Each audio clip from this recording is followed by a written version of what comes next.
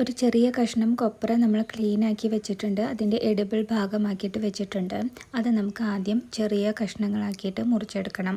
ഞങ്ങളിവിടെ വാഴക്കൂമ്പിന് കൊപ്ര എന്നാണ് പറയുന്നത്. നിങ്ങളുടെ നാട്ടിൽ ഈ വാഴക്കൂമ്പിന് എന്താണ് പറയുന്നതെന്ന് നിങ്ങളൊന്ന് കമൻറ്റ് ചെയ്യണേ. വളരെയധികം ഫൈബർ അടങ്ങിയിട്ടുള്ളതാണ് കൊപ്ര. കുഞ്ഞിതാക്കി അരിഞ്ഞ് ബൗളിലിട്ട ശേഷം കുറച്ചൊരു 1/2 ടീസ്പൂൺ വെളിച്ചെണ്ണ അധികം ഒഴിച്ചിട്ട് നന്നായിട്ട് മിക്സ് ചെയ്യുക. അപ്പോൾ എന്താണെന്ന് വെച്ചാൽ ഈ നമ്മളുടെ കയ്യിലുള്ളിലേക്ക് അതിൻ്റെ നാരുകളുണ്ടല്ലോ, അത് നമ്മുടെ കൈമ ഒട്ടിപ്പിടിക്കും. അപ്പോൾ അത് നമുക്ക് റിമൂവ് ചെയ്യാനായിട്ട് എളുപ്പമാണ്.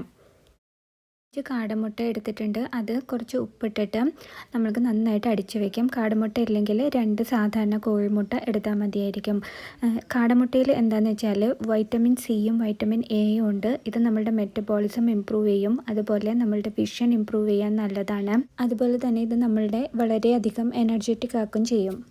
ഒരു പാനിൽ വെളിച്ചെണ്ണ ഒഴിച്ച് ചൂടായി വരുമ്പോൾ 1/2 ടേബിൾ സ്പൂൺ വെളുത്തുള്ളി ചതച്ചതും 1 ടീസ്പൂൺ ഇഞ്ചി ചതച്ചതും കുറച്ച് കറിവേപ്പിലയും ചേർത്ത് 30 സെക്കൻഡ് വഴറ്റിയെടുക്കാം.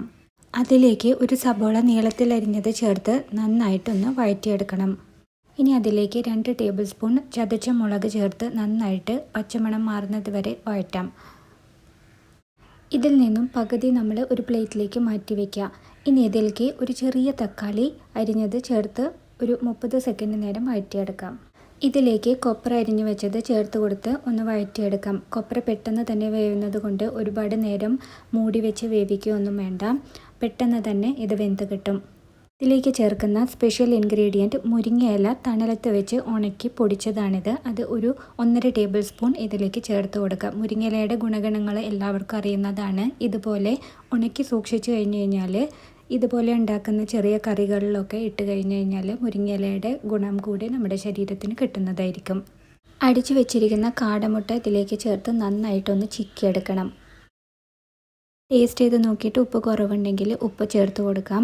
അതിനുശേഷം ഇതിലേക്ക് ഒരു തണ്ട് കറിവേപ്പില ചേർക്കാം. അതിൻ്റെ ഒപ്പം തന്നെ 1.5 ടേബിൾ സ്പൂൺ തേങ്ങ ചിരവിയതും കൂടെ ചേർത്ത് നന്നായിട്ട് വെള്ളം വലിയിച്ചെടുക്കണം. അതിലേക്ക് നമ്മൾ നേരത്തെ മാറ്റി വെച്ചിരിക്കുന്ന സബോള വഴറ്റിയതുണ്ടല്ലോ, അത് ഇതിലേക്ക് ചേർത്ത് കൊടുത്തിട്ട് നന്നായിട്ട് മിക്സ് ചെയ്തെടുക്കാം.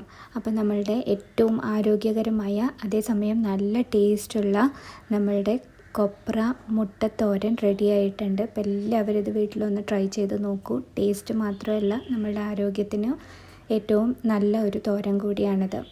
അപ്പോൾ എല്ലാവർക്കും നമ്മുടെ ഈ കുഞ്ഞു വീഡിയോ ഇഷ്ടപ്പെട്ടു എന്ന് കരുതുന്നു. നമ്മുടെ ചാനൽ എല്ലാവരും സബ്സ്ക്രൈബ് ചെയ്യുക. അതുപോലെ വീഡിയോ ഇഷ്ടപ്പെട്ടെങ്കിൽ ലൈക്ക് ചെയ്യുക, ഷെയർ ചെയ്യുക, കമൻറ്റ് ചെയ്യുക.